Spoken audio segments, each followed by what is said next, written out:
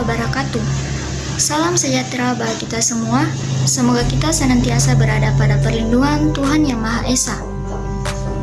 Pertama-tama, perkenalkan, nama saya Rahma dari Program Studi Pendidikan Akuntansi kelas B, Fakultas Ekonomi dan Bisnis Universitas Negeri Makassar.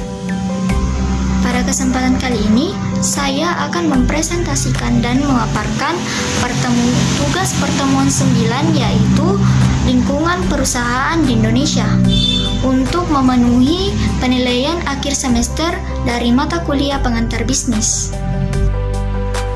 Oke, langsung saja. Soal yang pertama ialah jelaskan beberapa pihak yang termasuk ke dalam lingkungan pasar dari dunia bisnis.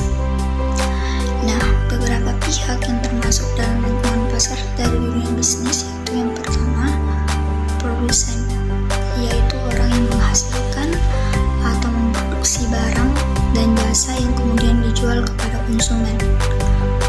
Pihak yang kedua ialah distributor atau distribusi, yaitu orang yang menyalurkan barang dari produsen sehingga dapat sampai ke tangan konsumen. Dan pihak yang terakhir ialah konsumen, yaitu orang yang membeli barang untuk dikonsumsi atau seseorang yang dapat menghabiskan nilai suatu barang atau jasa. Soal yang kedua ialah uraikan bagaimana kestabilan politik, hukum dapat mendukung kondisifnya kegiatan bisnis. Dalam dunia bisnis sangat penting mempertimbangkan kestabilan politik dan hukum dari negara atau perusahaan rekan bisnis kita. Karena politik akan mendukung kegiatan bisnis suatu perusahaan dan akan juga berpengaruh terhadap perekonomian perusahaan. Jika politik dan hukum perusahaan tersebut mendukung, maka bisnis akan berjalan lancar sesuai yang diinginkan oleh perusahaan. Akan tetapi, jika tidak sesuai atau tidak stabil, maka akan menimbulkan ketidakpastian dalam bisnis yang dijalankan oleh perusahaan tersebut. Jelaskan bagaimana laju inflasi dapat mempengaruhi kegiatan bisnis. Laju inflasi tentu saja akan berpengaruh pada kegiatan bisnis karena ketika harga barang meningkat atau terjadi inflasi, maka minat orang untuk membeli produk tersebut menurun. Dengan kata lain, inflasi dapat menyebabkan turunnya penghasilan atau laba suatu perusahaan. Jadi ketika terjadi sebuah inflasi, maka tentu saja omset atau penghasilan perusahaan tersebut akan menurun sebab kurangnya pembeli.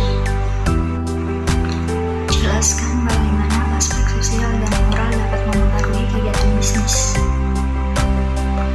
Aspek sosial dan moral sangat berpengaruh pada kegiatan bisnis, karena bisnis yang baik atau good bisnis adalah bisnis yang tidak hanya semata-mata mencari keuntungan, tetapi juga dilakukan sesuai dengan norma moral, di mana dengan memiliki kepedulian sosial dan moral yang baik akan memberikan citra yang baik di hadapan klien dan masyarakat, sehingga dapat menjalankan bisnis bersama-sama dengan baik dan harmonis, serta tidak ada pihak yang merasa dirugikan. Soal yang terakhir, apa yang dimaksud dengan kebijakan fiskal dan moneter? Bagaimana kedua kebijakan tersebut mempengaruhi kegiatan bisnis? Yang pertama, kebijakan fiskal. Kebijakan fiskal sendiri adalah kebijakan yang dibuat oleh pemerintah untuk mengatur pengeluaran dan pendapatan negara. Sedangkan kebijakan moneter adalah kebijakan yang dibuat oleh bank sentral untuk mengatur jumlah uang yang beredar dengan tingkat suku bunga. Pengaruh kebijakan fiskal terhadap kegiatan bisnis yaitu berpengaruh dalam hal pajak yang harus dibayarkan oleh pebisnis dari hasil keuntungan mereka. Misalnya pajak gedung.